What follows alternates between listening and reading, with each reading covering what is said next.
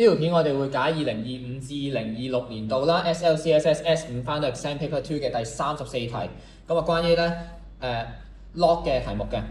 咁而家有個 linear function 啦，佢話俾你聽就係 log 8y is a linear function of log 2x 啦。個 intercept of vertical axis 即係 y intercept 啦，就係7，然後個 horizontal axis 嗰個 intercept 就係5，即係 x intercept 係5。y 都係翻咧 mx to the power n， 問你 n 係乜嘢？好啦，咁咧我哋可以先睇一睇翻，就係我哋呢個 take log 啦 ，log 就 base of 2得啦 ，log 2y 等於翻 log 2m 加 n log 2x。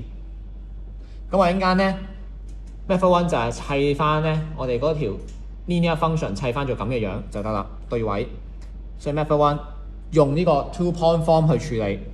咁啊 log 8y 減呢個減7啦，除翻 log 2x 減0，跟住翻另一邊呢個減7減0 5同0，所以乘過去就會有負7 over 5個 log 2x， 另外呢邊就係 log 2y 除翻 log 28減7，咁 log 28即係3。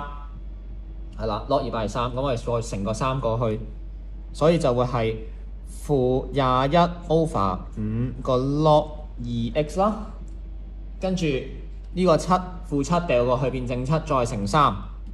OK， 咁所以咧正7乘3，即係咧就加21啦。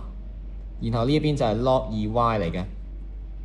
好啦，咁所以我哋寫到呢一度咧就做完啦。我哋對翻位。n 喺邊度啊？咁個 n 咧嘅後面就係 log 2x 嚟嘅，所以對翻 n 就會係負21除5，答案就係 A 啦。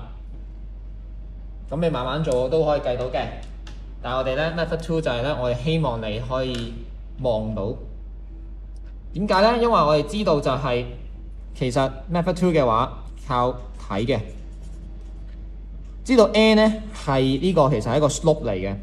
OK， 而後面跟住咧就係 log 2x， 所以我哋知道咧，當你寫咗條 two-point form 嘅式之後，個 log 2x 係會乘過去對面，就即係有負7 over 5啦。